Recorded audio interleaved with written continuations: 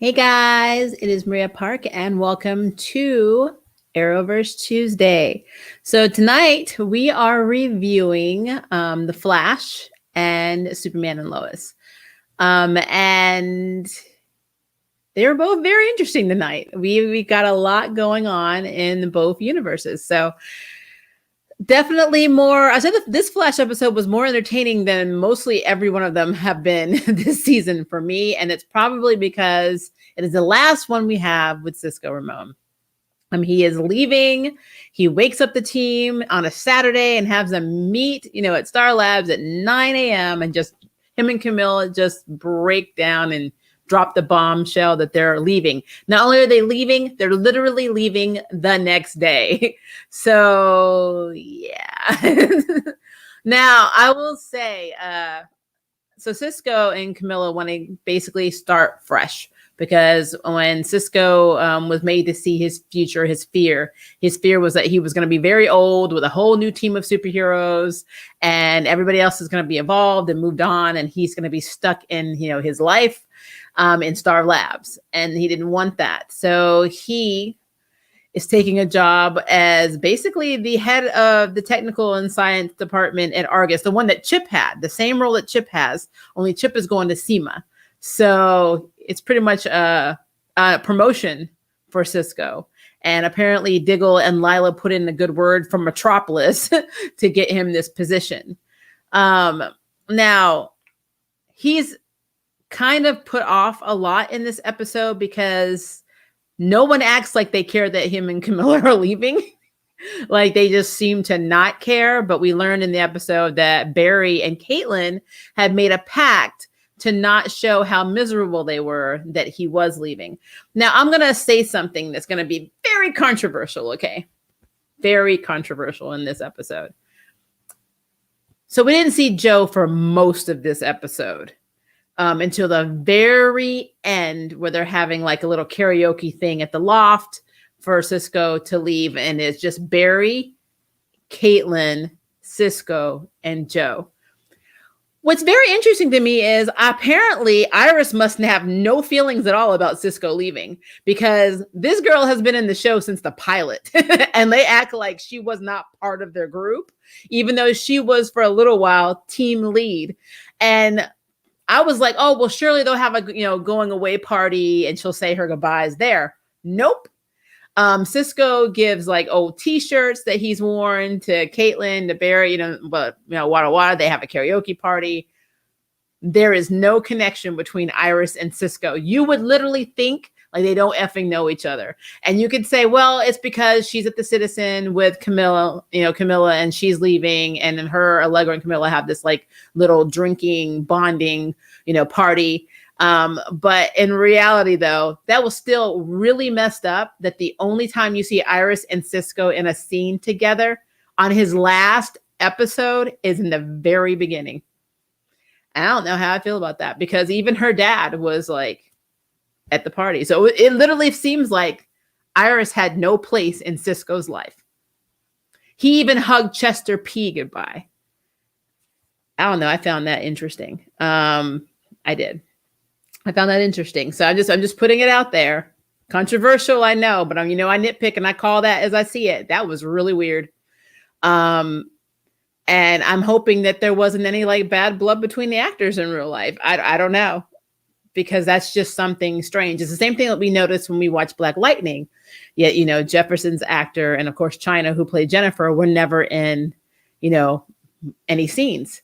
So was there beef between Candace Patton and Cisco's actor? And that's why they had there was nothing. Like there was literally nothing. There was nothing between Iris and Cisco. There was no send-off whatsoever by Iris. There was no hugs, no nothing. So I just thought that was interesting. I don't know if anybody else caught that, but I did. I thought, they had Joe there, but not Iris. At any point did she have any other scenes at all, even if she wasn't going to the going away party.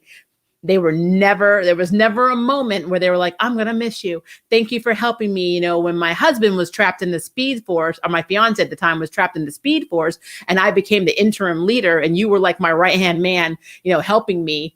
It was very very weird that Iris was not included in the OG cast because she has been in that show since the damn pilot. So it's like, I don't know what that's about. Someone needs to literally in the comments explain to me why Iris and Cisco don't have a connection at this point. It makes no sense to me. So just putting that out there. So there's things that I thought were interesting in this, and I'll get to our villain of the week, which you really can't call her a villain of the week, but so Barry took it upon himself to clean out all of Cisco's stuff and put it in boxes and, left a little note saying, happy to help. And then, of course, that put Cisco in his feelings. He's like, you guys are really trying to get rid of me. The whole, literally the entire episode was that the OG3 were going to have their last mission, blah, blah, blah. And which is cute. Like I said, I love Cisco. I have no problem, with any of that. It's just interesting. That a big chunk of it was basically him being in his feelings, thinking that nobody cared he was leaving. All right. So our villain of the week is named Carrie Bates, our Rainbow Raider 2.0. And she uses the full rainbow spectrum of light instead of just blue light. And she's able to make people happy because it's rainbows. I'm telling you guys, Care Bears, Star Sapphires, it is a thing on the Flash. Even the villain that makes people happy. And they were trying to stop Carrie from, because she stole well, she didn't really steal. She made someone happy enough to give her $10 million in a money order, which I don't know who the heck she cashed a money order with because it was made out to cash. But whatever. But she went and got $10 million. And, the scene where she makes Cisco first, she makes him happy, was effing hilarious. The song he was singing was effing hilarious. And then when she got Barry and they were doing the whole dance party / breakdown montage, I almost cried. I think I almost peed myself. It was so effing hilarious.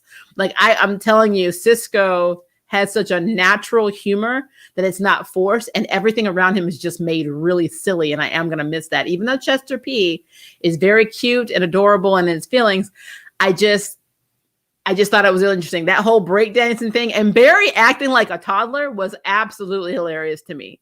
That was probably Grant's best acting job because I think that's how he acts in real life. But just being himself. But that scene was funny to me. I like that scene a lot.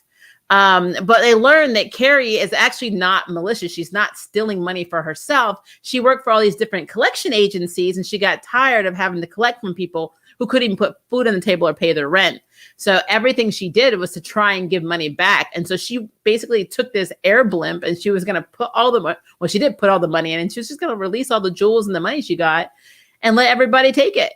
Even though everybody else knew this was not a good idea because people would literally fight to the death for all of this stuff. Her heart kind of was in the right place. She really isn't doing this maliciously. So I did like the fact that, she pointed some stuff out. She's like, Barry, I'm here when you're gone. I mean, after you show up and then leave, I'm still here. I still care about what happens to these people.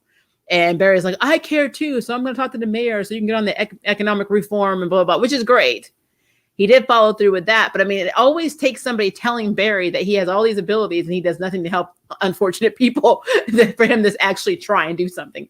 So it's interesting that, it came to that.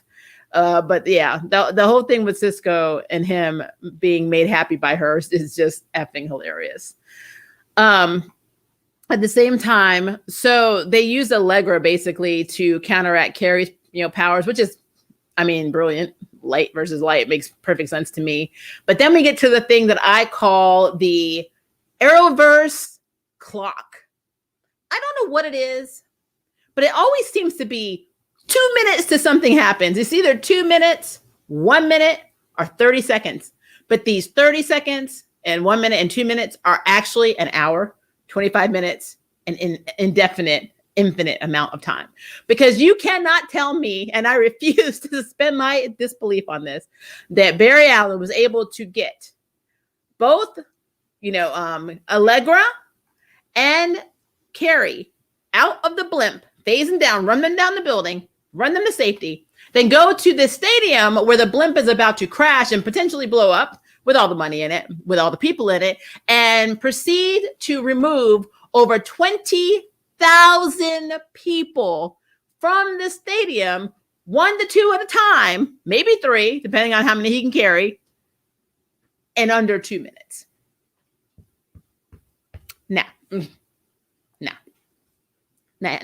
Not suspending that at all. Not at all. So, but I will say that Cisco got to save the day. It was awesome. He got to go out flying an air balloon as his last, an air blimp as his last, homage to the team, saying, "This is me. I'm awesome. You da bomb." It is what it is. But I will say that I liked how they sent Cisco out. Again, it's just really weird, the people that they eliminated in the process. It's just very strange for me. Chesco is cute. I am going to miss Cisco and Chester P's interaction because they were very hilarious. So I do like that. Then we see Cecile, which we also see a trailer for this next week. Cecile was seen by Allegra at a crime scene that Iris and her, at the time, Camilla, were investigating. And they were trying to figure out why Camilla is there. So Cecile was there. And at the end of the episode, actually, even when she was going to Camilla's part of the going away party, they kind of asked her about it. And she's like, oh, I was just trying to find someone, blah, blah, blah, which is true. But the way she did it, she acted really weird when they questioned her. But then we see in the next episode that somebody is talking to her, because at the end of this one, like, she literally sees someone with a mask over their face. And there's a lot of people this could be in the DC universe. But Camilla and Cecile has to deal with something from her past. And she and Barry are going to be trapped like in a mindscape. So I see Mercenary, you're saying Psycho Pirate. And that's one of my theories. So it's possible. But yeah, I did like the fact that we're going to get a more Cecile-centric episode, because again, sometimes they just disappear from the Flash, and I don't know where Cecile and Joe go, because Joe doesn't even have a job anymore. So like, I don't know exactly where it is that they go, and so to see them have like special episodes about them makes me happy and makes them feel relevant. So I am happy anytime I see like Cecile and Joe in any form, in this episode, because we don't see them as much. And I need that to change. So, overall, I'm not unhappy with this episode because it's Cisco's last one. So it would be stupid for me not to. But I don't know. I kind of feel like it was just weird for me how they separated everyone and how Iris was like not included in the OG, because she is in the OG. As a matter of fact, one of the first scenes you see are with her and Barry and Joe. Like, they were the very first scene in the pilot episode of The Flash. And it's like before they even knew Cisco and Caitlin. It's like, it's always been Joe and Iris and Barry. And then, the whole thing with the team. So it's just really weird. It is very, very weird that Iris was left out of saying goodbye to Cisco. So I don't know if that was a writer's choice. I don't know if that was the actors don't like each other. I don't know. I don't know what drama's behind the scenes, but it was just really weird. It was really, really weird. Because that's not something you would see in any of the other Arrowverse shows. I don't think there's any time that we wouldn't see every character in Supergirl saying goodbye, if Alex decided to leave, or if, John decided to leave, or Brainy, everybody would be there to say goodbye. The same with Arrow. When Arrow was on, everybody would say goodbye if, Mr. Terrific was gone, or if, any of the Canaries were like, I'm just going to go and leave. Everybody would be there. Like, what is it with this separation in the Flash? It's very segregated in a way. It's really weird. Like, it's very, very weird. But again, that's just my opinion on that. But yeah. Oh, like I said, overall, very good episode. And I think one of my other favorite parts is when they were singing Poker Face. They should not sing Poker Face. It was effing hilarious. And I know that Grant Gustin was in Glee. I know that Carlos, I cannot remember his last name, that plays Cisco, can sing. I know that Danielle Panabaker potentially can sing, but never can sing in The Flash. At least her character has been shown not to be able to hold a note, and she didn't sing hardly at all in this one, so it may be true that she can't hold a note. Joe is a damn good singer, but I don't think he really was in it. He was like, I'm not catching that. So having Barry and Cisco have that moment of singing like idiots was a really good way of just segueing Cisco's, era, the end of an era out. I did like that Cisco gave all of his designs and the fixes on how to fix everything at Star Labs to Chester P. including his new, workspace / lab. So I thought that was really cute, and how excited Chester P is. Carlos Valdez, thank you. But what I worry about, and I read the synopsis for next week's episode, is that he's going to do something he's going to potentially mess up. And we all know, and guys, you can come at me for this. You all know that Barry is not adaptable with change. And what I mean by that is Cisco did everything. He knew everything. He was always there. Even when he messed up, because he was the OG, he could mess up. Chester P is not going to have that. He's going to have a lot of pressure. And I'm really hoping that Barry doesn't do that thing where he gets irritated and expect him to just be Cisco like immediately, because Barry has proven to be a little bit of a jerk until somebody points it out, and then he apologizes. So I'm really hoping we don't have this drama next week, because you know what I'm going to say. You know what I'm going to say if it actually happens. I will be all up Care Bear's ass. Let's put it that way. Just saying. So yeah, I'm going to look at some questions really quickly before we jump into Superman and Lois, because Superman and Lois was crazy. Let's see. This episode of The Flash was decent, not good entirely, but decent. I agree with that. It's probably the actors don't like each other much. I mean, it just seems so weird to just like always exclude, a certain character from the group. And it's like, but it makes no effing sense. She was literally team leader. Her character got so much crap from fans of the show for being the team leader while Barry was trapped in the Speed Force. And I'm like, you mean to tell me this girl worked side by side with Cisco? They even had a pattern and a rhythm, and she doesn't even get to say goodbye or get a hug. Something must be going on behind the scenes. And if it's not behind the scenes, then that is effed up that was how the writers separated them. So I don't know. It's weird. Cisco will return in the season finale, so maybe him and Iris have a scene together then. I don't know. It's just strange. Keep Rainbow Raider around Barry always. You think you cut off? I'll keep Rainbow Raider around Barry always. Yeah, I mean, why not? Hello, Nicholas. Long time no see. Think of the whiplash those people would suffer at that speed. I'm telling you, it's like, just because you can move really fast doesn't mean you can carry that many people that fast. I understand, how physics works and, opposite forces, blah, blah, blah. But that is a lot. 20,000 people are a lot of people to move 2 to 3 at a time in under 2 minutes. I don't care how fast you can move. It's just weird. Not to mention, while they were discussing stuff, like literally, Chester P is talking to Cisco, and Cisco's like, what can I use to bypass this? And he's like, I don't know what you got. I'm like, well, that's like 60 seconds right there. I'm like, you guys already. Oh, God, I can't. CW time is insane. Hi, Blue Wolf. How are you? And I think Psycho Pirate might be who is harassing our sweet Cecile, but we'll see next week. Maybe Barry was fast enough to evacuate everyone at the stadium. I kind of like how they didn't downplay his speed like they always have in previous episodes. Well, he got a speed boost because of the forces now all living together. But at the same time, you still got to carry the people. You have to carry them.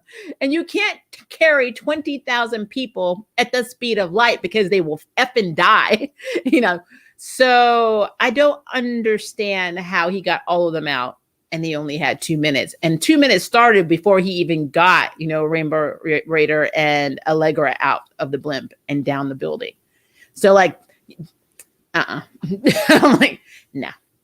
Sorry that I haven't been online as much anymore. My dad died Sunday morning. Oh my gosh. And I really don't know how to feel. Like half of me is at peace and the other half of me still doesn't feel like it's real. I am so sorry. I understand what you're going through. My mother passed from cancer in 2008. She had leukemia. She was diagnosed in December of 2007 and was gone by March 18th. It was that fast. And I was in shock for a very long time. So I do understand. I'm so sorry. I'm so sorry. Joe is spending his time moping and watching YouTube videos. I mean, or he's watching soap operas. And I'm wondering if that's normal. Yes. Grieving comes in processes. Nobody grieves the same. I have one of my really, really good friends, she lost her mother and it took her 3 years to really process it. So everybody processes and grieves differently. So you are not doing anything wrong. You just need to be patient with yourself. And I promise you, I'm not going to tell you it doesn't hurt. I miss my mother every single day, but it gets easier to cope with. And once you really start grieving, that starts the process. So just take a deep breath and don't let anybody tell you how to feel. Don't let anybody make you feel bad for not immediately feeling the way they want you to. That is probably my best advice. But I am so sorry to hear that. Yep, my condolences. Hello, Melody Bunny. Okay. He can share the Speed Force or with people, and the power probably protected the people who he helped evacuate.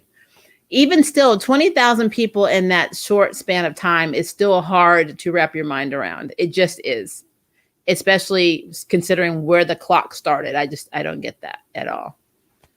But yeah, so that was our thing. And we can always go back to the Flash, but we're going to jump into Superman and Lois because Superman and Lois, like I said, it was crazy tonight. I mean, literally, we saw the process of what happens when they, merge you or put the Kryptonian spirit in you with the ex-kryptonite.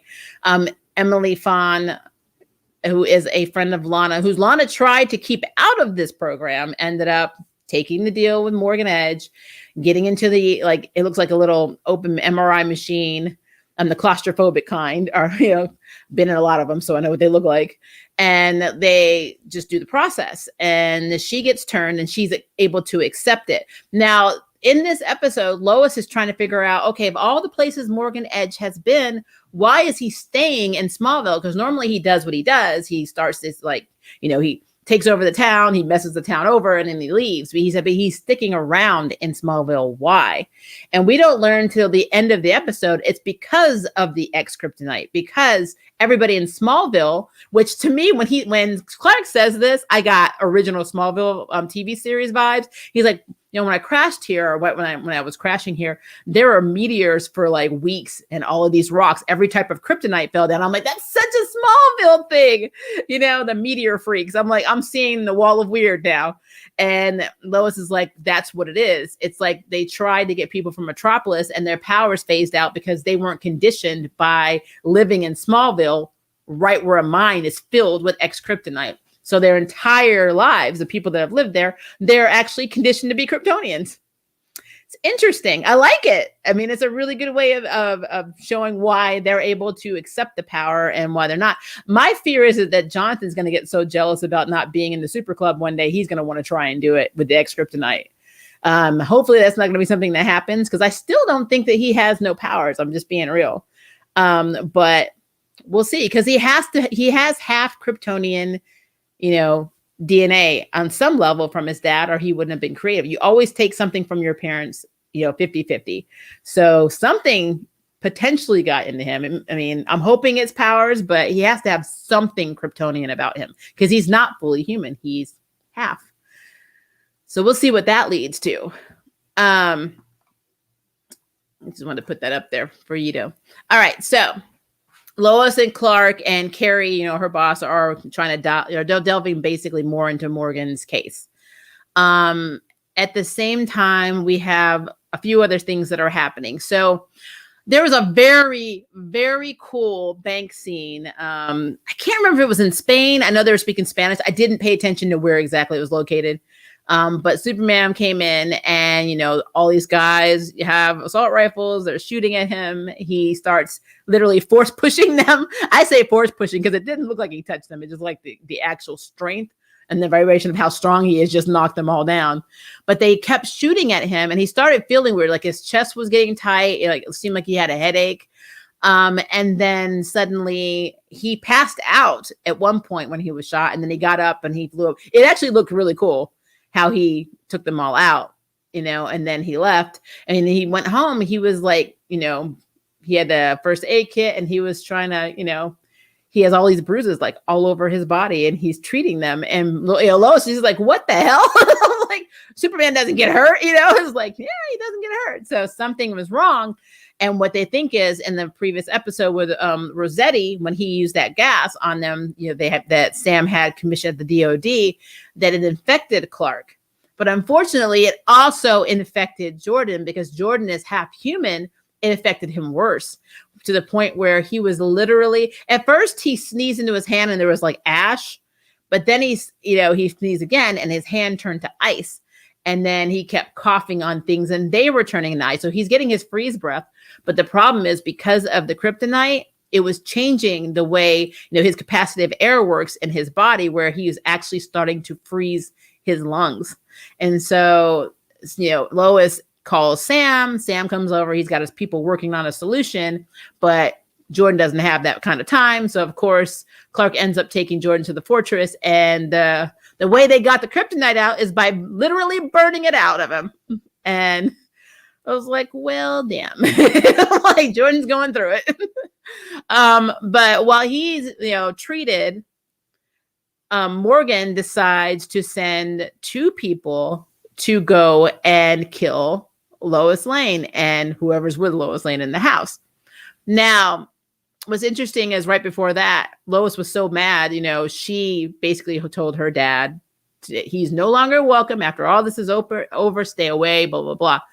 And of course, Sam was like sitting out in the Jeep or his vehicle, and he saw the 2 people go into the house. So he had the prototype gun with the gas with him for some reason. I don't know why he actually had that with him, but he had it with him.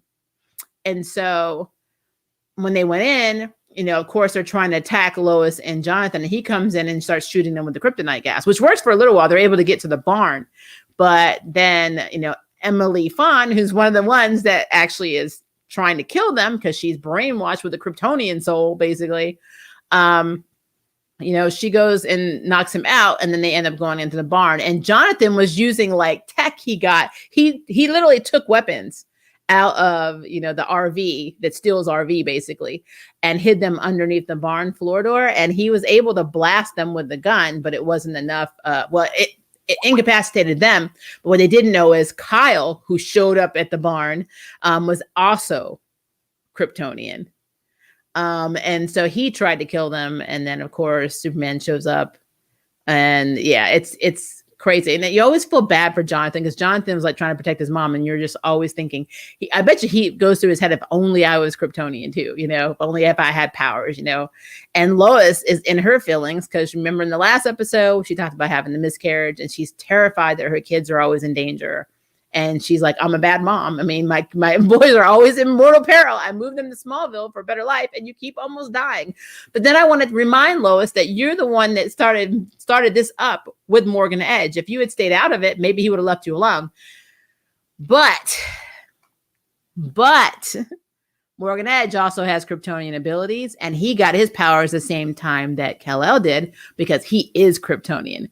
And so then I got in my head, and I'm like, who in the hell is Morgan Edge? Because he says brother. Now, he is either Connor Kent, which is Con-El, or he is the brother of, Kal-El's dad, Jor-El, which would make him Nim-El. So to me, he's either Nim-El or he's Con-El. I mean, I kind of felt like that was true. I really want him to be Nim-El, to be Jor-El's twin, because his voice sounds so similar when they go to the Fortress of Solitude, because remember, they're twins, which would make so much sense because Superman had twins. So I think that would be very cool. Plus, Con-El is made from like this freaky merging of like Kryptonian and human DNA with Superman and Lex Luthor. It's almost like an unofficial love man-child type baby situation. So without Lex being around and him saying that he actually has powers because he's also from Krypton, that's what he's implying. He's also Kryptonian. Then the whole thing with him being Connor Kent or Con-El doesn't make sense. That's just me. So I think he's Nim-El. And a lot of people are probably going to say, no, he's Zod, but I don't think he's Zod. I think he's Nim-El. That's just me. I don't know. I mean, but to be fair, let's be real. Arrowverse reassigns people all the time. So he could end up being Zod and then have a family connection and be the brother of. They may make Zod Kal-El's brother. I would not put it past the Arrowverse to do this because they like to rewrite everyone's history. But I feel like, honestly, it would make more sense for this to be Nim-El and be Jor-El's twin than being Kal-El's twin. Because then it makes you feel like, why would the parents only save one baby? Because again, Connor was made pretty much in a lab situation. He wasn't originally Kryptonian. He is a clone. So I don't know. I don't think he meant brother as in the term brother, but if he says my brother, unless he's Zod, and they made Zod the brother, then he could be Nim-El. I'm just throwing Nim-El out there as a possibility, just from the comics perspective. It may not be Nim-El. I'm just saying Jor-El had two sons, Jor-El Jr. basically, and Nim-El, and they were twins. So suffice it to say, Nim-El could have left Krypton too. I'm just throwing it out there. I mean, look at Kara's. Kara's parents are both alive. They didn't die, so why not? But yeah. So back to the other little side stories. We had the cute little moment with Jordan and Sarah again, and Jordan was helping Sarah, but then all stuff went to hell when he got sick. So he actually ended up being the one abandoning her. And I don't know what she's going to think about that because her dad abandons her all the time. And he even said, her dad did that. I can't do this to her. So he's going to have a lot to explain to her why he didn't come and play the piano for her on the biggest night that makes her completely, I get it. I feel bad for her. I feel really bad for Sarah because Sarah's dad is an alcoholic and not reliable. And her parents, even though I do think they love each other, they have a very toxic marriage. She tried to kill herself. She's starting to get her life back together, but now all this crazy stuff's coming because of the, Lois and Clark bringing their kids there. So it's just, I don't know. I feel bad for her. She also is trying very hard to keep Jonathan away from this Tegan girl. And she's like, just trust me. You don't want to have anything to do with Tegan Wickham or whatever her name is. And I'm like, okay. And then what does he do? He smiles at her. So apparently this is going to be some stuff. I don't know who Tegan's supposed to be yet, but apparently this is going to be Jonathan's love interest because I thought both of the guys were going to be fighting over Sarah. And that could still happen in the future. But I think for now, this Tegan girl, who potentially is bad news, is going to be going after Jonathan. And it's going to be interesting because I want to know why she's bad. Why should Jonathan stay away from, why can't you just tell somebody? Like Sarah's like, trust me, you don't want to go near that. No, just tell me what she did. Let me make that decision. You know what I mean? Just tell me what it is. Don't make it mysterious. It doesn't need to be. We got too much mysterious stuff going on in this show. What is wrong with her? That's all I want to know. I don't get that. Morgan did find out that Lana was basically spying for Lois in a sense and offered her the same deal. Now, Kyle just went behind Lana's back and said, I want to change my life or better my life because he got in his feelings. He got drunk, got upset because, Lana convinced him that Edge didn't think he was leadership material. He skipped out on his daughter's, talent show audition or the audition she went to. And he got in his feelings and then went and decided to do the experiment. And didn't tell it. And the thing is, they don't remember. Like Emily also left while her daughter was singing. So they're not going to remember any of this stuff. So I think that's interesting.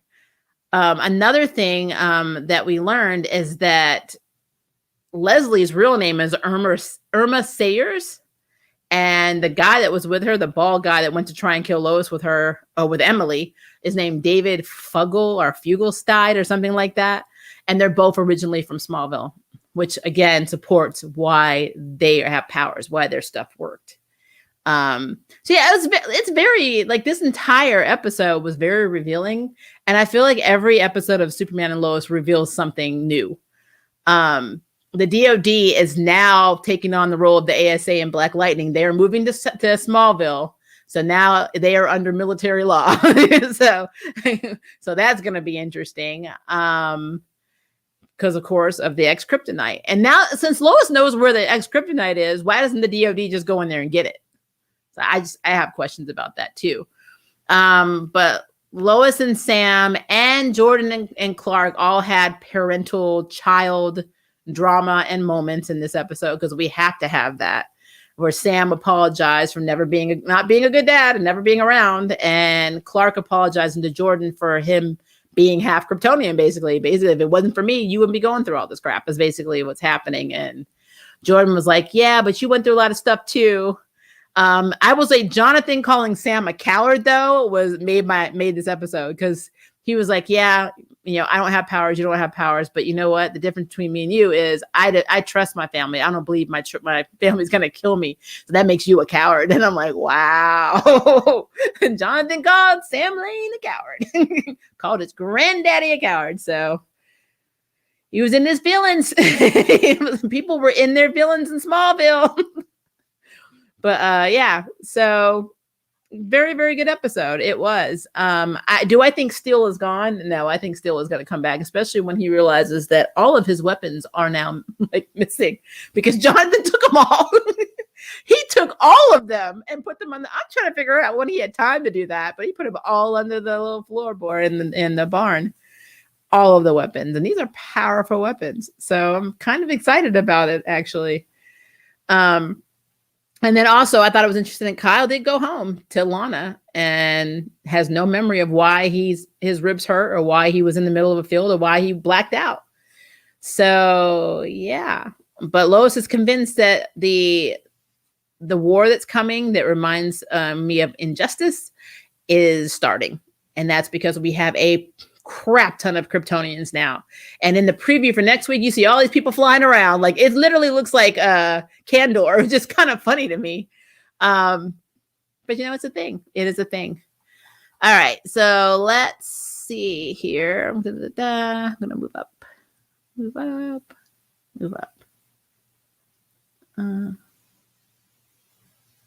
Sorry, I'm trying to find the first mention of Superman so I can separate it from the Flash. I'm sorry. And then I can go back and look at some other questions too. So give me 1 second. Okay. This is not, I guess I'll just say that. Will you be streaming the first episode of Loki? I will do a live stream on the first episode of Loki. If I stream it with my Disney Plus, I will get the copyright claim, potentially copyright strike, because Disney likes to do that to content creators. But yeah, we are definitely going to, I know it premieres at 5 a.m. my time. I'm in Central Standard Time, so I have to watch it in the morning. And then I have a lot of doctor's appointments this week, so I'm trying to balance all of my live streams around my doctor appointments. I have 4, so I'm like trying to figure all of that out. But I think I should be able to do one around either really early at 11, or it'll be around 3-ish to 4-ish tomorrow. So that will happen. Okay. Let me make sure that I got this one. Okay. He has the power of being the better looking son. I mean, yes. Yes.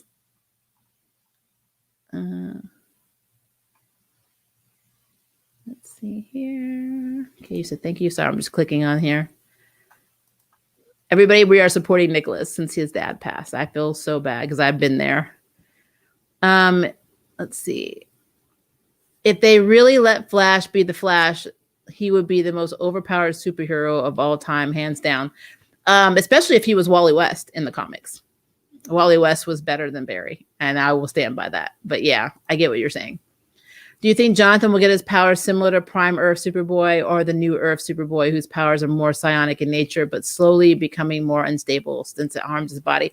That's what, I don't know. They have there's a lot of directions they can go, because I'm still convinced that something is going to make Jordan snap, and then he's going to become Brightburn, and then we're going to have Jonathan as Prime, Superboy. But I don't know. I really don't. That is a good question, though. The thing about the Arrowverse is they change stuff. Like, look at what they did, with Grace in Black Lightning. She wasn't a shapeshifter. I mean, they just changed things. So they could create an entirely different identity for him. He could end up not even having powers, but just being a superhero, and training to fight and being basically like Arrow, like Guardian. I don't know. But that is a very good question. That'd be awesome if Jonathan actually got a Green Lantern ring. If he became a Lantern, that would be cool. I'm posting these up here for you, Nicholas, so you can see these. That's an interesting take on kryptonite effects. I've never thought it would turn his own powers against him. Yeah. Well, especially since, I mean, it makes sense that if he's infected with the kryptonite side, that his human side would try and compensate because, you know, your body tries to build antibodies, blah, blah, blah. And instead of his body's attacking itself like an autoimmune response. It makes perfect sense. I think how they actually explained that was really cool. Jonathan Lane Kent or Jonathan Samuel Kent. I wonder what his middle name is. Did they ever? We have to look at our Arrowverse bios and see what young Jonathan's middle name is if he has one. I just realized this was the first shirtless Superman scene of the show. True. He worked out extra hard for those abs. He was like, I am not going to be the smallest Superman in the Arrowverse anymore. Let's see. Maybe he's General Zod. See, I know a lot of people are going to think that, and I can't say they're wrong. Again, the Arrowverse does its own thing, but I don't know. I feel like it would be really cool if he wasn't Zod. It would be cool for me if he was, you know, Nimel, because there's actually a character in the comic that's Nimel, and like he could be the disenchanted brother because his brother, you know, Jor-El had this whole way of being scientific, but you know, he obviously wasn't humanity lover, but he believed in peace and he believed in, you know, organization and blah blah blah. And then Nimel's like, you know, that's not how you fight. You need to actually use violence and chaos and blah, blah, blah, blah. So it's almost like Jor-El was the logical Jonathan one, and Nimel is closer to the erratic, aggressive version that Jordan becomes sometimes. And that's why I think he's the twin brother of Kal-El's dad. But again, I could be wrong. I think that would be very cool because, again, genetically, Kal-El had twins and his dad was twins. So that would be cool. I don't know. That's just me. Hello, Jedi. He may be using brother as in tribe or group. True. And again, he may be Zod. And they could make Zod his brother. I mean, there's so much they could do with that. Someone suggested that Edge might be Hiel. He's a recent addition to the Superman lore. He's a science assistant to Jor-El, considered Clark's parents his own. Could be. I mean, and I'd be cool with that too. I just think that you'd be wasting a perfectly good character in Nimel who's biologically related, but I mean, I have no problem with that either. But I think he is in the House of El. I really do. He definitely gave off some Zod vibes. Also, the Krypton show made Zod related to Superman. Kind of. Yeah, kind of. Weren't they? I have to go back and watch it. Weren't they like distant cousins or something? I don't know. It was weird. Jor-El. Jor-El. I like Jor-El. I need Jor-El to be in my life. Do you think Clark Kent has a brother or sister by any chance? If he has a brother, then that would make Morgan Edge his brother, but that would make him Con-El. And I don't see him being Connor. And he definitely wouldn't be Connor Kent. So I just don't see him being a clone because he's not the love child of Superman and Lex Luthor. So, just saying. I've always said that about Connor, by the way. Always. Like, love child of Superman and Lex Luthor. Maybe that's part of CW's rewrite. I mean, they rewrite everything in this lore, so why not? Superman's stepdad, Jor-El. You need to stop, Caleb. Jor-El instead of Jor-El. Mom, I'm your stepdaddy, okay? I was so lost at the end. I thought he was Morgan Edge. I swear the Arrowverse has been so confusing after Crisis happened. Crisis was confusing while Crisis was happening. Quite frankly, Arrowverse was kind of confusing before Crisis, but now it's even more of a mind flub. We're going to use that word today. Of course, just remember to be honest with yourself and what you're feeling, and it will get better from there. I agree with that 100 trillion %. Car's creepy uncle, Jor-El. Somebody needs to draw a picture of this guy. I'm curious now. I'd love to see Tegan by Kryptonian or be Kryptonian, and then a relationship between her and Jonathan. It'd be an interesting twist. It would, and he'd be mad as hell too. He'd like, wait, you're a Kryptonian? I'm half Kryptonian. I don't have any powers. My dad is Superman. I am annoyed. I really like that scene with Sam and Jonathan. I did too. I mean, he's like, I don't agree with you. You know, I think you're a coward. I'm like, here you go. I'm thinking of writing a fanfic, Pierce's Institute of Metahumans, specifically in areas like Suicide Slums, Freeland, or Dakota City, because I feel like there's an undercover meta in Smallville. You know, I don't want to go back to the Flash right now, but I gotta say, Cisco taking the job at Argus, I understand he's going to Star City. But if you're trying to get out of the hot zone for robberies and, you know, danger, Star City is not where you need to be. Star City is the last city you need to go to make a fresh start. But whatever. Okay, either it's hell or they're pulling a Kryptonian and Zod is now Clark's brother, or Krypton, and Zod is now Clark's brother. I mean, it's HBO Max. I mean, they're funding the bill for this, so it could be. I don't know what Warner Brothers will be doing. Do you have plans to publish your fanfics, Nicholas Kelly? You should. If you actually should put it in the comments if it allows you to. I really don't know if it will. If you can put your fanfic link in the comments, please do. YouTube needs to cool it with the copyright strikes. A lot of situations I've observed are rather inconsistent. I remember Blurred Without Fear. Ernie got one. Like he showed a picture, not even audio, and they literally not only copyright striked him for it, he had no ability to stream. And I think it was for either a week or a month. I can't remember, but I remember he was hot. So yeah. Hi, Chastin lady. How you doing? I'm a bit more miffed that we didn't get to see more alien species living on Earth on Supergirl, because I was hoping to see Ryan's Wildfire, Darkfire, the little bro of Starfire and Blackfire. It would be nice to see Blackfire and Starfire, to be honest with you. But to be fair, and I said this the last stream we did, where we were talking about Arrowverse, I was like, at the point where the heroes are in their timelines currently, who does Kal-El know? Who does Superman know? Did he already know Batman? I mean, Kara in one of the crossovers did say, I can't remember if it was Elseworlds, might have been Elseworlds. She did say, my cousin knew your cousin, talking to Kate Kane about Bruce. So if it's already established that we had a Batman, then is it already established that we have Wonder Woman and Aquaman, which we know that they've already talked about Atlantis on The Flash. Cisco even went to Atlantis, and for some reason the Atlanteans were cool giving a human Atlantean tech, which I don't understand, because that's not a continuity I understand, period, in terms of how Atlanteans are. But I digress. It seems like there are so many characters that are established, but then when you're in The Flash, it seems like he's never met anybody. So it's like, was the Flash never really a part of this Justice League? But then they made a Justice League at the end of Crisis, which makes a whole level of zero sense, because if Batman was already friends with Superman and they've already worked together and they've already made these connections, then don't we already have a Justice League? And Supergirl, they keep talking about Watchtower. Martian Manhunter keeps talking about Watchtower, but we don't have a Watchtower in space. We don't have, the B teams and the C teams of the Justice Leaguers up there monitoring Earth and what's happening.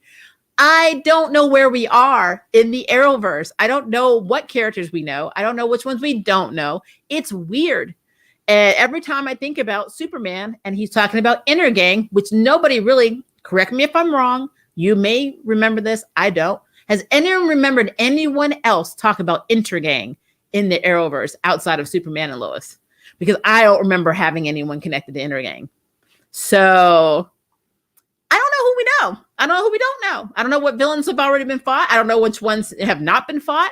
Have we already had the Doomsday moment outside of the little moment we saw on one of the Earths in the Crisis? I don't know. Have we seen Blue Beetle? Have we seen Booster Gold? Have we seen the Wonder Twins? I don't know. It is the most frustrating thing in the world, because I don't know who we don't know.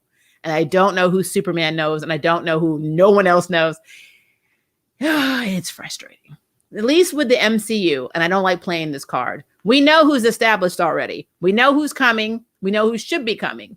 You have a basis to make theories, right or wrong, on who's in this universe. In Arrowverse, I've got an effing clue. We have no clue whatsoever, and it's crazy to me. I don't understand it. Justin, let's hit that little button now. Thanks, you. Love you, Justin. Please hit the like button. I need likes. Friends are fun. One day when I can sort out of these plots and have congruent storylines that will flow instead of leading myself into writer's block on multiple occasions. I mean, just rewrite the Arrowverse. I miss my wolf girl. # where is Mona? I know Mona is no longer on Legends. It sucks.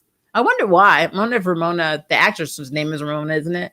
I wonder if she chose to leave. I first discovered her on Z Nation, the the B-rated, extremely hilarious zombie TV series by the Asylum. Reign of the Super People. That's what it looks like. The Kryptonians clearly need to smoke some weed, make love, not war. I mean, is it legal in Smallville? I mean, it's still the South. It's not legal here in Tennessee. So would weed affect a Kryptonian? If they lace it with that gas stuff, like, just give them enough to be able to make them susceptible to it. Maybe, I don't know. I feel you. There are days when I have the same problems and the ideas flow, but there are times where I can't put it into words. Yeah. Everybody goes through writer's block. It sucks. There's a silver type of kryptonite that makes them really high. That's true. Well, I mean, even red makes them lose inhibition. No. Kinda. Is it red or black that made them not? I know one makes them, I think red made them really aggressive, but I thought it made them not care about anything. I don't know. What if Edge is half brother due to either Martha or Jonathan's cheating? But it wouldn't explain why he got his powers at the same time as Kal-El. That implies that he actually is a Kryptonian. So they like to do that. They like to slide in there and the thing. Like we already know it's either Zod, a reinvention of Kon-El, or Nim-El. My opinion. But then it could be High-El too. I don't know. Definitely Kryptonian. For sure, maybe I just got to stick to it regardless of how much I hate it. I agree with that. CW writers are going to be watching this stream. We'll be seeing Jor-El next season, probably in the season finale. Like, who's this? Jor-El? He's the country cousin in the Krypton. He lived in the boonies. Let's see. Zod was Clark's uncle in Krypton. That's what it was. He was his uncle. Clark's grandfather has Jor-El in season 2, and Zod comes back in time and reveals he eventually has Zod with another woman. Well, Krypton, they like to sleep around a lot. And then they gave us Kate Kane. Like, well, stay. I feel like writing a Power Girl series, but not sure if it'd be accepted. Why not? I mean, they didn't seem to like what they had so far in the pilot episode. Star City was made into a crime-free city after Crisis. True, but I still don't think that the adventures were over. We probably would have seen what was actually going on had Green, since Green Arrow and the Canaries was, if they had let it go. I think they actually had a pilot and everything for it, but CW passed on it. So we probably would have seen just how crime-free Star City was. I don't believe that for a second, but we'll see. Did Blurt appeal that strike? That's so unfair. He did, and it took a very long time. Strikes are harder. Like, I get copyright claims all the time, and usually I can win them in like a day or so. But it's just hard. And like, even though he has a lot more subscribers than me, he's still not in the 100K and above and 1 million. So it's easier for them to get by doing things than us, because they go after smaller channels. And I don't know why. Like, I can do a video with a 5-second clip on Superman and Lois, and Warner Brothers will hit me. Like, it is instant. As the video is processing, it's already saying I have a copyright claim. Before you see it and I post it, I've already done my appeal. And I got to the point now where all I say is really ? I said, well, I will take my 1 second clip down when you go to all these 100 and 1 million and 100,000, 500,000 K, YouTube channels and make them take their full reaction videos down where they're literally watching the video live. No. So I win mine like every time. But it's just a pain in the butt because you don't have to keep doing it over and over again. And then there's some that fight. Netflix will last probably a week or two. They fight harder, but eventually they will give up. So it sucks. A bit off topic. Did you see the costume for Luke Fox and Batwoman? I did. The Batwing costume looks really cool. I actually think it's one of the best ones that I've seen so far. So, I mean, to me, he looks better than Batwoman. Oh, I'm going to get some stuff for that, I'm sure.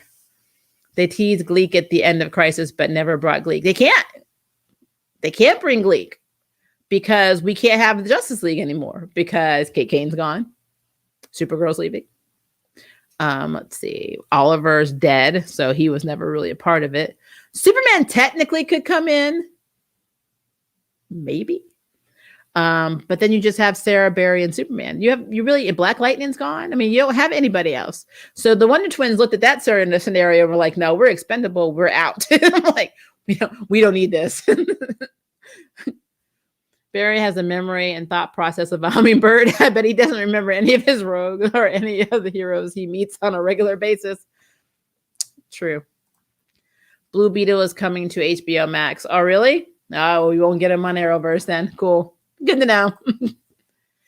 I hate that Arrowverse doesn't use secondary materials to flesh out their mythos. Like, we got a couple of volumes of comics set between seasons, but Earth 2 pre-crisis had a Wonder Woman and an Aquaman. Oh, yeah. Well, I mean, there's no reality when we don't have at least one Lantern assigned to Earth.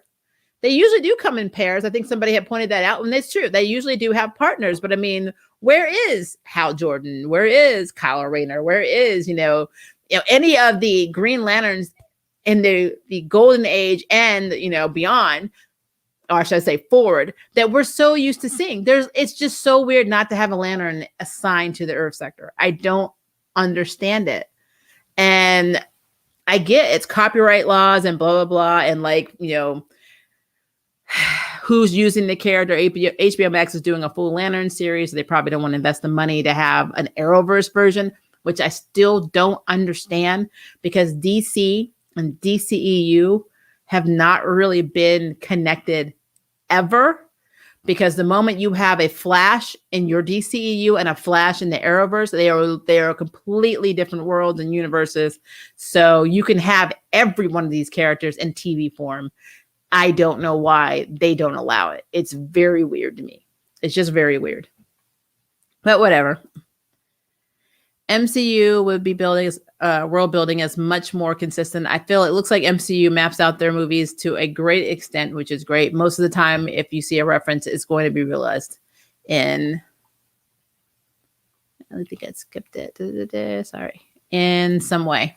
The only problem I have with Kevin Feige right now is that he basically made Agents of S.H.I.E.L.D. a non-canon entity and has said that WandaVision is the beginning of the continuity now for MCU. And I'm like, that doesn't fly with me because no matter what happens, you've had MCU characters guest star in the show, and you've also had Coulson, who was in the MCU movies, as the star of that show. So even though they went into space and they had a whole Earth shifting, their own multiverse, moving of Earths and blah, blah, blah, you cannot completely negate the fact that the first few seasons of Agents of S.H.I.E.L.D. was canon to the MCU movies. So I didn't like that. But, outside of that, I'm, whatever. Like, I don't know why they can't just have Quake, like have Daisy just come in as Quake. There's so many things that they could do, and I don't know why they're not doing it. But like I said, we can nitpick all of it, to be honest with you. I'm thinking on doing it just that, but I don't have to deal with illicity privilege and Diggle's yes man syndrome. Oh, get me started with that. Don't get me started with that. But we never saw them on screen. I would just like to see, I don't know. There's so many characters I would love to see that neither of them have ever put into play. And I don't think we ever will. And to me, it's sad Like, I want somebody to effing have a Bumblebee. I don't know why we can't have Bumblebee. Why? Karen Beecher is awesome. I love Karen Beecher. I don't know what's happening, guys. I'm losing my mind. I'm losing it. I am losing my mind. I'm actually trying to see if anybody has any plans in HBO Max to do any other series, because I am completely behind on that. But no. I would love to see Karen Beecher, though. I don't know if I necessarily want her to be in the Arrowverse, but I guess you could have a Arrowverse version. She'd be very easy.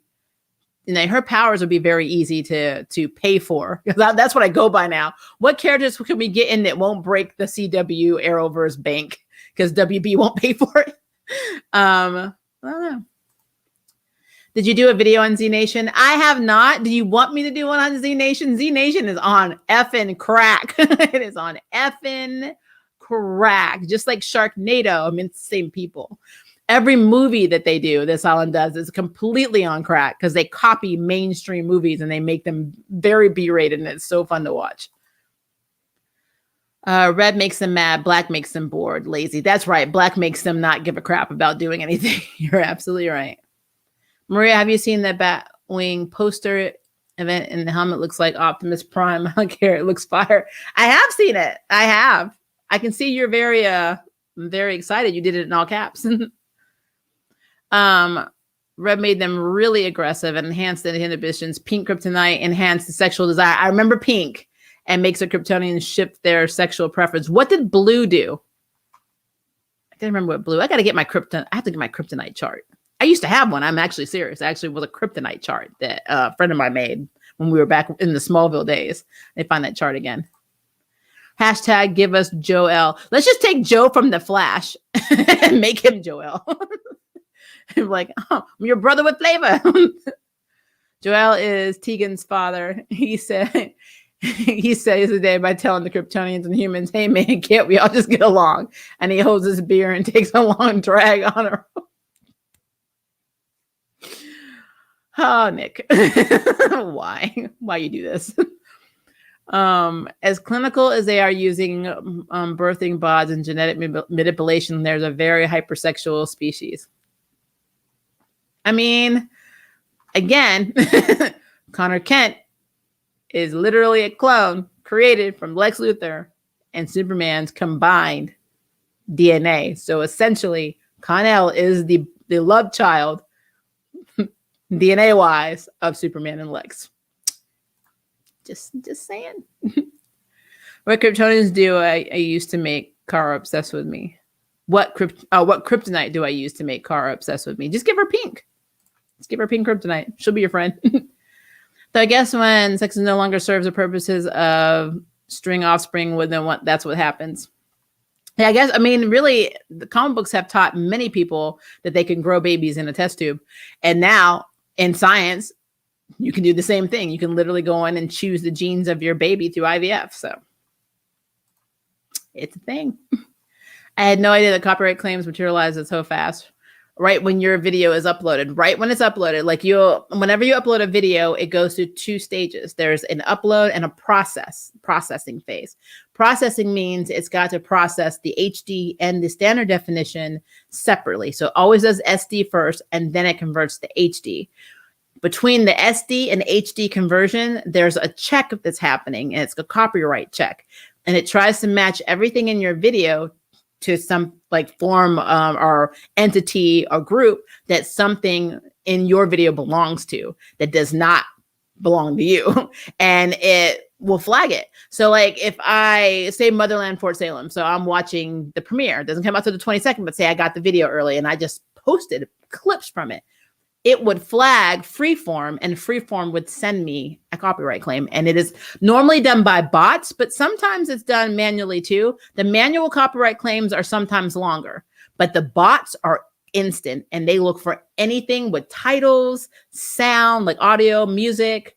Video games are notorious for this, because if you have any of the music from the video game itself that you don't own and you don't take credit for, they don't give permission to use, it's royalty free, you will get flagged. You'll get a copyright claim, and if they're really a-holy, you can get a copyright strike. If you get one, then they suspend your live streaming ability. 2, you get a warning, and 3, they delete your channel. So that's why I don't do a lot of video clips and I don't watch things and react to them, because I will absolutely be fighting claims every single week. Some of these other channels have gotten away with it for a long time, but Google/YouTube does not protect its YouTubers. They don't care. They leave it up to you to deal with the copyright person. So there's no Google in between us saying, hey, we checked this is fine. No, they stay completely out of it. And so it's not worth it to me. It's really not. I just figured out a way to write a fanfic where Mike Dugan gets his shine as a potential hero in meta. That would be cool. That would be really cool. Not that that's a thing. You do you. Wasn't trying to insinuate that. I would say a mix between red and pink, more so red than pink. I can see that. I think comparing Barry to hummingbirds is an insult to hummingbirds. Yeah, I love hummingbirds. You're right. It's an insult to hummingbirds, but for what I've seen, this attention span, you're not wrong.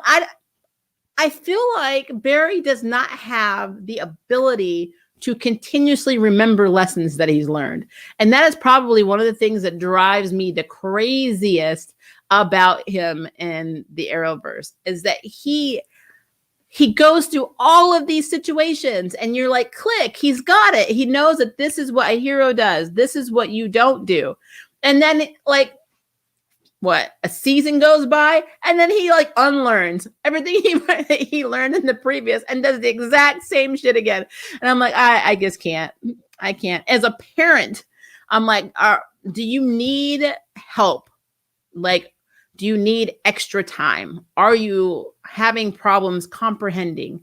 Do you have some kind of impediment I don't know about? What is happening in your brain that you don't understand? Like Warp Zone did an amazing job. They did it with Arrow too. I always talk about it, but they did a very good I Am the Flash intro. And one of the things I remember, I think, I'm not going to say it completely correctly, but they did say something along the lines of, you know, I went back in time to save my mother, but decided against it because I was doing it for selfish reasons. Then my dad got stabbed and I went back in time and saved his life for selfish reasons. And I'm like, yep, that's what happened. Because he literally went back in time and was going to stop Reverse Flash from killing his mom, and then decided he couldn't do that and risk changing anything in the future, messing up the timeline. And then his dad gets killed and he runs back in time and he messes up the timeline. And then we have Flashpoint. So he learns nothing. We like nothing. And me and my daughter are going to have a bet like on next week if Barry's going to get in his feelings on Chester when Chester makes a mistake. Because he's not Cisco and he's not adapting to the fact that Chester is now in the Cisco role. And so he may be in his feelings, and Barry has no patience, 0 patience. When he wants to do something, he wants to do it. When it's resolved, he wants it resolved. Now. I know he's the Flash. He likes to do everything quickly, hopefully not everything quickly. And he is, that's just who he is. But I don't know. It's weird. It's really weird, guys. I literally sit here and wonder about his brain sometimes because it's just so confusing to me. Let's see. I'm trying to make sure that I did not. Sorry, my computer just rolled up again, so I'm trying to make sure that I do not click on something I already did. If Cecile is revealed as a host of the saga, the Sage Force, I'll be so happy Bashir could finally stop calling Iris and Barry mom and dad and will instead call Cecile and Joe mom and dad. Yeah, because my spouse and me were talking and River was like, Barry and Iris have a long way to go before they can bring children into this world because no. I agree. But Bart's coming whether we like it or not. And so, yeah. I compare Barry to Ponscum. He's a CW's problem that never goes away. Or toxic sludge. I feel that Agents of S.H.I.E.L.D., Luke Cage, Iron Fist, Daredevil, Punisher, and Jessica Jones are all going to be rendered non-canon. No, now Daredevil in Netflix's version anyway, I heard in Marvel Universe, right, that they were going to put him, or he is, in the Spider-Man 3 movie, which is basically the Spider-Verse. So if he's canon, then doesn't that mean the others are canon? I mean, yes, so Colleen is going to be the new Iron Fist, which technically she did that in the comics too. So I am not okay with that. The only problem I ever had was the relationships, because they had their partners wrong.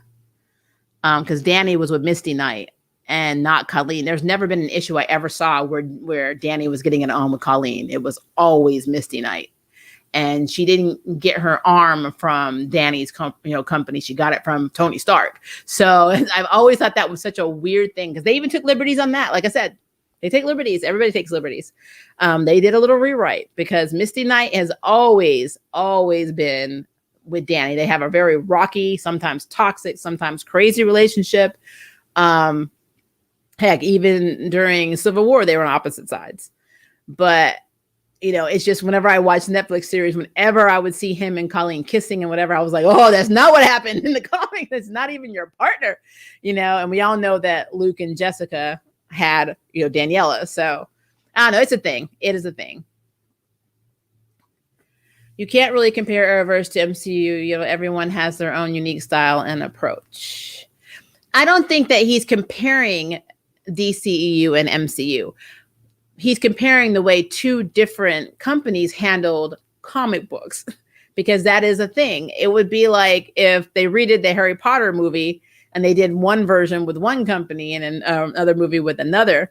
It's essentially based on a book, but there's two entirely, interpretations. One's following the book series, exactly, and the other one's renaming Harry to Scary and adding like a sister and a brother that were also in the cabinet. He went to school with Hermione, Ron, David, Joel, and 5 others. I mean, that is literally what is being compared here. And what's frustrating for people who have read the comics, and I am not ever going to be the person that says, you have to follow the comics. It has to be the comic book world, blah, blah, blah. I've forgotten more about comics than, so it's not like I'm going to remember everything that the Arrowverse puts or throws at us anyway. Sometimes I have to really think, or even have to look it up, because I'm like, I don't remember this.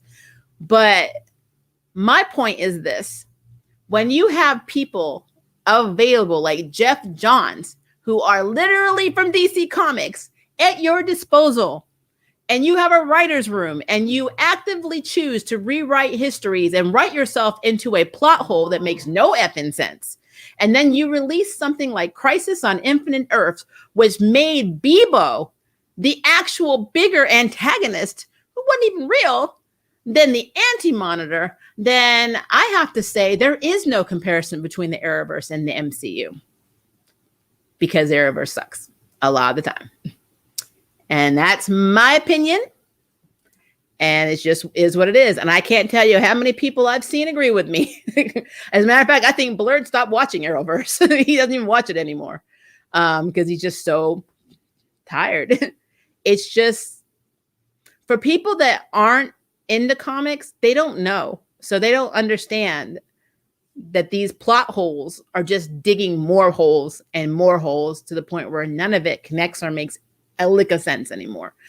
I look at Superman and Lois not as an Arrowverse show, but as a separate entity from the Arrowverse. It looks different. It's filmed. It has a bigger budget.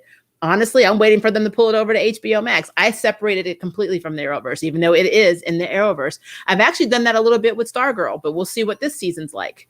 But all the other ones, like Supergirl, which is leaving, The Flash, which may leave after next season. I'm not even sure. They might be ending it after season 8. Well, it depends on, I guess, Grant.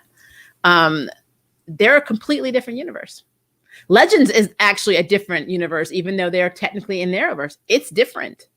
It is absolutely different, because nothing they do affects anybody else in any of the canons. I mean, they literally go back and forth through time, and now they're dealing with aliens all of the effing time, and have no real impact on anybody's stories, pre and post crisis.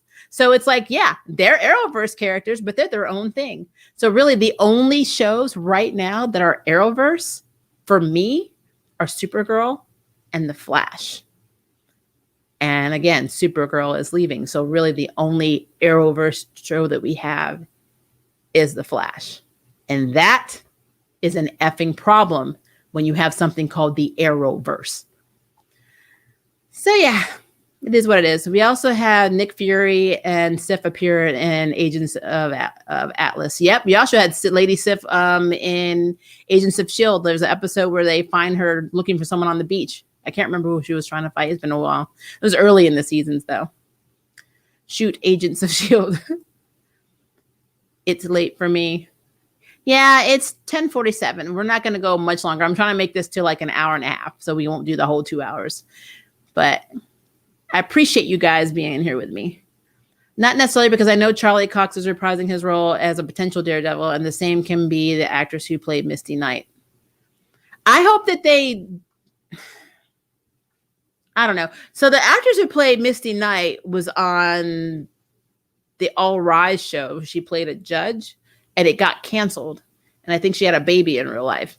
So I know that she actually could go to another show. I just don't know if she's attached to one. I know that Luke Cage's actor is attached to a show called Evil, but that doesn't mean anything because as long as they're not filming at the same time, he can reprise his Luke Cage role. Now that I've seen Luke Cage with this actor, it's hard for me to see somebody else come in as Luke Cage. I know it's possible. I know there's plenty of people out there that can do it, but I liked him as Luke Cage. So I don't like his second season because I think they did him dirty and how they ended it was dirty. They basically ended him being a criminal and I don't like it. But whatever. And I wish at some point some of them got to meet Spider-Man because again, Spider-Man was very close with Daredevil in the comics. So I would have loved to have seen at least not even have him as Peter Parker, just have him swing down, say something smart and then go back, up. That would have been awesome. Blue takes away powers for as long as they're in contact with skin. Okay. Thank you, Caleb. Blue kryptonite heals them according to the old comics canon. Well, and that's the thing with different universes, Golden Age and reboots and retcons. Writers take liberties too in the comic world. So I'm used to that. Honestly, they should just merge all of the DCT versus the Arrowverse, Stargirl, Titans, Doom Patrol, etc. That way there's a movie verse and a TV verse for DC. It would be nice, but can you really see Titans and Doom Patrol in the same universe as The Flash? That would be interesting, but I just don't. They would have to change the way they shoot The Flash, like 100%. They would really need to do that. And what's sad is that The Flash is not a horrible show. It just has horrible elements to it because it's so inconsistent. The characters are inconsistent. Like they learn stuff and they don't. They're like adaptable and then they're not. They're smart and they're stupid. It's like I don't understand where we're at. So the only character for me who has not ever been wishy-washy or affected, well, two characters has been Joe and Cecile. I'm gonna be real. Because even Cisco with the whole, I don't want to be vibe. Oh, I need to be vibe. It's so cool that I have superpowers. Oh, I hate that I have superpowers. I want to be a human. But now I'm going to make a mecha version of myself so I can still fight as vibe. But actually, I wanted to be normal, which is why I gave my powers away in the first place. But now I realize that I still want to be effective and be out in the field. And I'm like, then you should have kept your powers. I mean, yeah. Is Charlie Cox back? I remember so many people were campaigning for him to maintain the role, but he seemed to surrender the possibility that would not come back. So people have been posting like pictures of him on set. That's why I think it's true. But we'll know when they do the trailer. Maybe. They probably won't show it in the trailer. They're such a mess. Blue kryptonite, I think, is like green kryptonite to Bizarros in general. I want to know if we have Bizarro in the Arrowverse. Has Superman already met Bizarro? Has this already been a thing? I need to know these things. The blue temporarily made them paranoid and stripped them of their powers. So they were also paranoid too. Okay, that's good to know. Blue temporarily takes away powers while gold is permanent. Oh, okay. That's something else, but the different shows keep changing the colors and reactions. Yeah, and like I said, they do that sometimes in the comics too.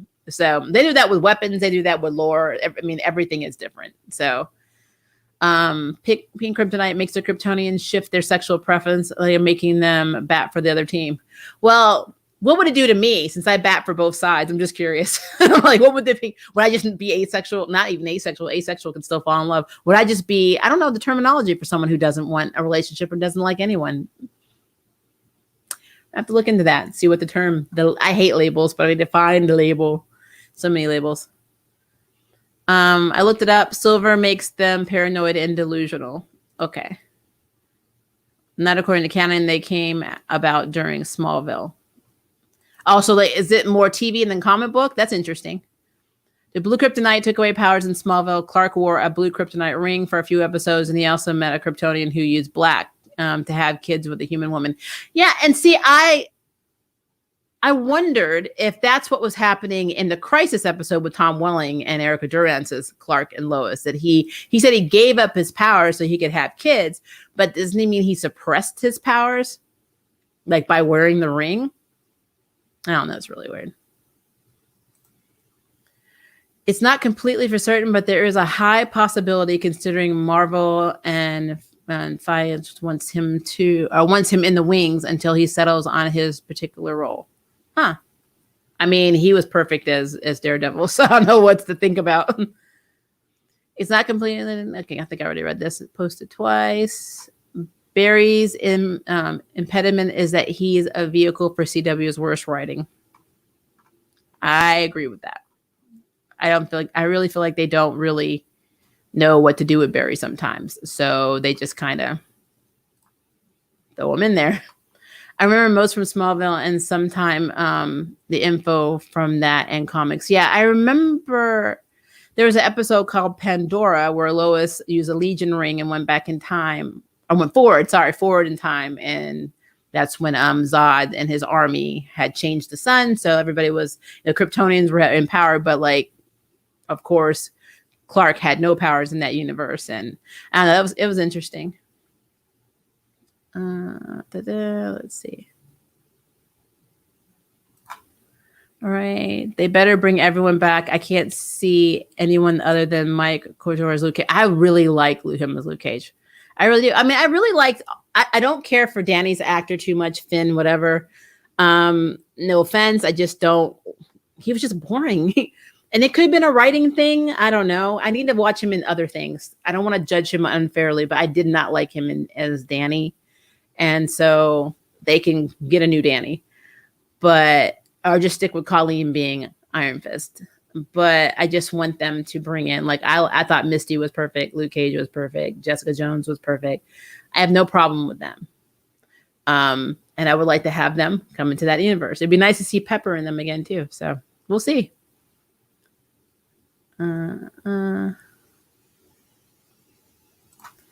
Okay, I think I did see that one. I remember most from Smallville, and sometimes information is kind of blurry. I agree with you. Flash confuses himself. I mean, you're not wrong. Didn't Barry go on to Chester's case the first episode? He said him and belittles him. If he's still acting like him, I'm waiting for Chester to call in Dion and Alexa. If Barry's still doing it, I'm going to say this.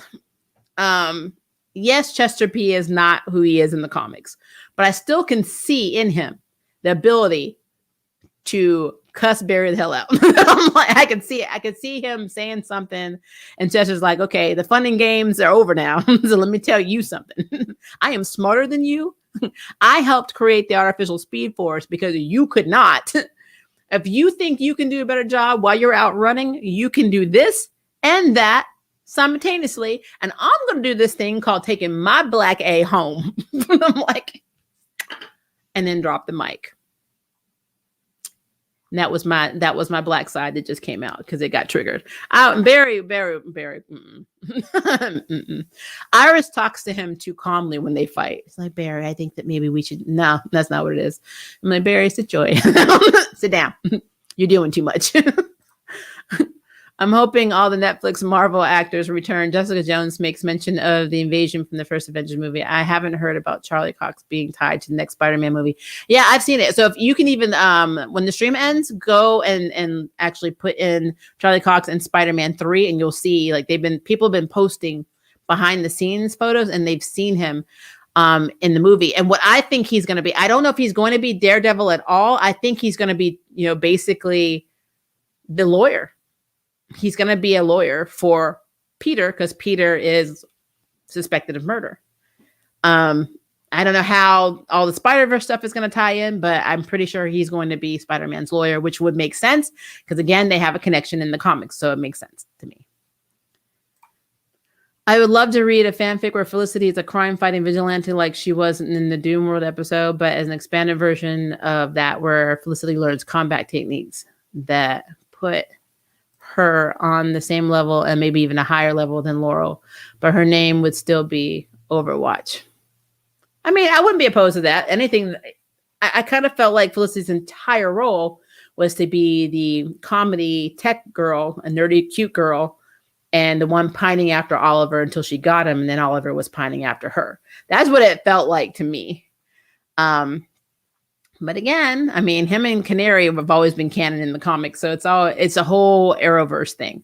I guess Arrowverse got away with making a very non-significant character from the comics into a major player that they figured they could just do whatever they want after that. They're like, they're buying this, so let's just do that.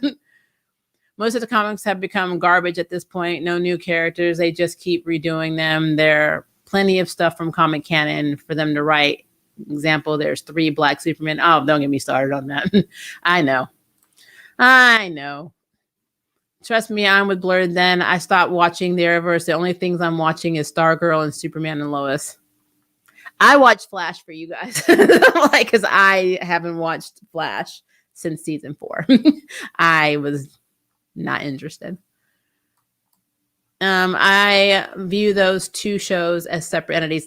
You can't not. And you can't not. Supergirl is better than Flash right now, but it's their last season. And when I say better, I don't mean the style of writing. I mean the characters are better to me.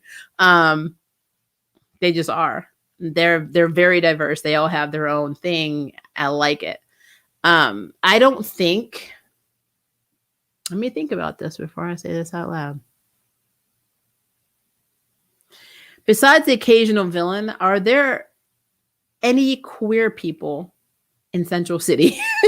Because they're not in the main cast. Ever. So I can say, let's see.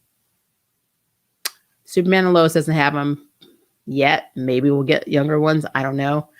But they're a newer show, so I'm giving them a break until the end of the season and see if what happens. But right now we don't have any queer characters there, but Black Lightning did. Mr. Terrific and Arrow was. Let's see. Supergirl has 2. I think really The Flash is the only Arrowverse show outside of Superman and Lois that I don't consider an Arrowverse show and not have any queer representation whatsoever, except for the one villain. I forgot his name, the really smart one, whose boyfriend was in a coma. Why did I forget his name and the villain character name? Because I'm old. But they were the only times I ever saw, that I recall seeing any queer representation whatsoever, LGBT representation at all in The Flash. Just saying. I could see Felicity being a more than an incompetent vigilante who's a force to be reckoned with by you-know-who. And there are moments where she did not mess around. Yeah, I mean, it's just how they write her. Stargirl was surprisingly good, but now CW has it now. Hopefully their writing won't suffer. I guess Stargirl technically doesn't have anybody LGBTQ yet either. That we know of. I mean, I have my theories on something, but have a theory that that's not true. But we'll see. Okay. For me, the main reason I stick with Arrowverse is Legends of Tomorrow since Black Lightning ended. I mean, a lot of people are like that. I don't look at, I need to do my Legends review. I meant to do it today, but I have more doctor appointments. So, but I look at Legends of Tomorrow as a campy, Like, well, I guess this is a better way of me saying it. So there's The Walking Dead, and then there's Z Nation. And Z Nation still has violence and still has zombies and people getting eaten, but it is hilarious. And then you've got Walking Dead that just like breaks your heart, makes you angry, makes you bored, makes you sad, blah, blah, blah. So that is literally what Legends is to me. You've got these mainstream Arrowverse shows where bad stuff keeps happening. Then you have Legends where bad things happening and then they just turn into animated characters, or they turn into Muppets, or they start breaking into song. It's ridiculous. And I absolutely love it. And I do not see them as Arrowverse characters. I just don't. The only thing connecting them to the Arrowverse for me is White Canary, even though I know that there are more heroes and more villains that are canon in the comics. Sarah Lance is the only thing that is connecting me to the rest of the Arrowverse to even say that they're in the Arrowverse. And then on top of that, Sarah Lance is not even a real character in the comics. She was made up. Only White Canary was canon, not Sarah Lance. So, yeah. Yeah, that's exactly. I just realized how spicy I can be sometimes. Nothing wrong with that. Luke Cage had an amazing fight with Proxima Midnight in the comics. We'll never see that in the movies. Yeah. Evil on CBS and Paramount is awesome. Definitely worth a watch. I actually enjoyed that show. It's on Netflix right now. You can watch it on there, I think. Well, it was, unless they pulled it.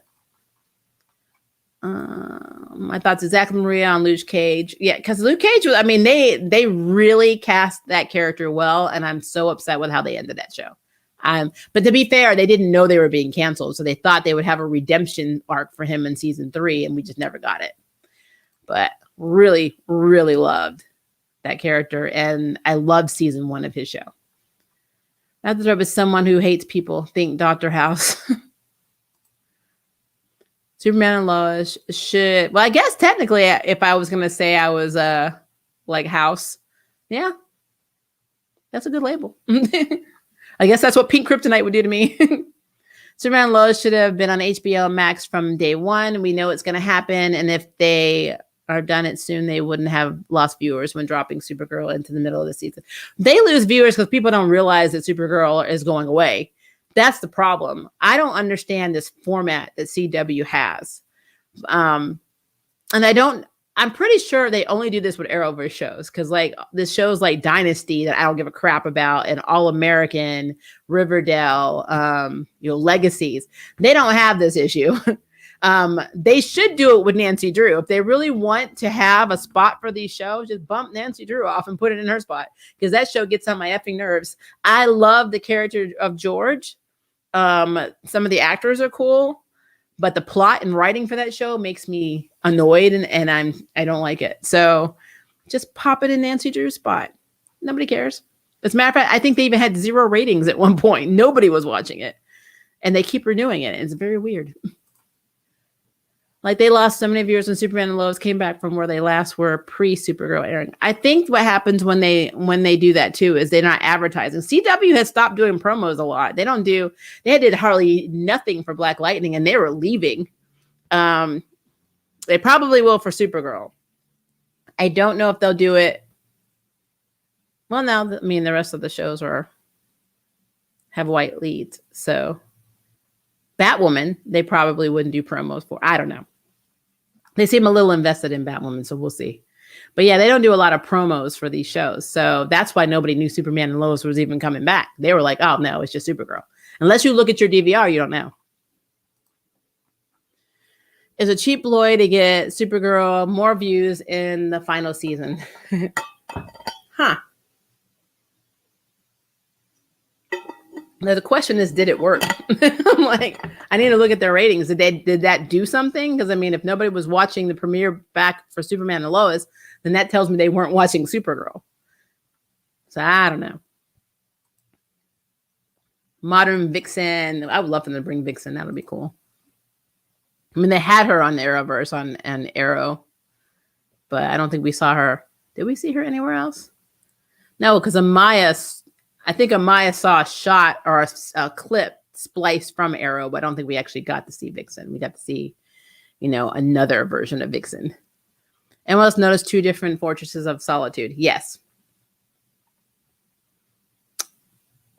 The Fortress of Solitude looks actually closer to the Man of Steel version of the Fortress, in my opinion. And then the one that we got in, I want to say it was Elseworlds, look completely close. Well, to me, it looked closer to Smallville's Fortress of Solitude. That's just me. Okay, a couple of more questions because now we're over an hour and a half. I'm just hoping to see Danielle Cage and Lucy Rand. I would love to see them, especially Danielle Cage. I mean, Danielle Cage is like one of the only like biracial, characters that I know, like that says biracial, because normally they don't say that. They just say this is the daughter of blah blah blah and blah blah blah. So I would be really cool, especially in some universes she has powers and some she doesn't. So she'd be closer to Jonathan. So that would be really interesting. I don't know. I mean, I guess we wouldn't have to worry about the Arrowverse because it's Marvel anyway. All right. Oh, and Jessica Cruz and Simon Bob's Green Lantern show. I would love that. Oh my gosh, I would sign up. Please put that on HBO Max. I would be very happy. All right, guys, because I know you guys have a lot more comments. If I have not talked to you or answered anything that you said, please put it in the comments below, because I do want to continue the conversation. And also, yes, we will be having a Loki live stream. I just got to figure out the timing because, again, I'm balancing it through doctor appointments, which is fun. But we'll see. And we definitely will be having our charm stream on Friday night. So that is definitely happening. I've already set it up. So it should already be there on the community tab, or you'll see it in videos. So it's already set up. So be on the lookout for that one. And I have a few more videos coming too. So I'm working. I'm trying to get them all built up so I can just post them and then not have to do them one at a time when I'm editing. So it's a thing. But it's hard. And I'm telling you, anybody that has anemia knows that anemia makes you feel like crap. And so you're so tired and there's so much you want to do and you try and do it and then you fall asleep. And that's literally what's been happening. So I've been falling asleep a lot. I am so behind on my Approach to Yuri channel, not because I don't have videos. It's because I have half videos because I keep going to sleep. So it's a thing, guys. Take care of your health. But yeah, so I will see you guys. Hopefully, more than likely will be in the afternoon, but I can try and see. You'll see the notice on the community board if I am able to do it before 1:30 when my appointment is. We'll see. And I'll try and make one for like 11 a.m. Central Standard Time. If not, then it'll be in the afternoon. But I love you guys. Thank you for hanging out with me. You guys have been awesome. And be on the lookout for our regular streams, especially Kung Fu, which seems to be actually really good. I looked at the promo for that earlier too. So be on the lookout for that too.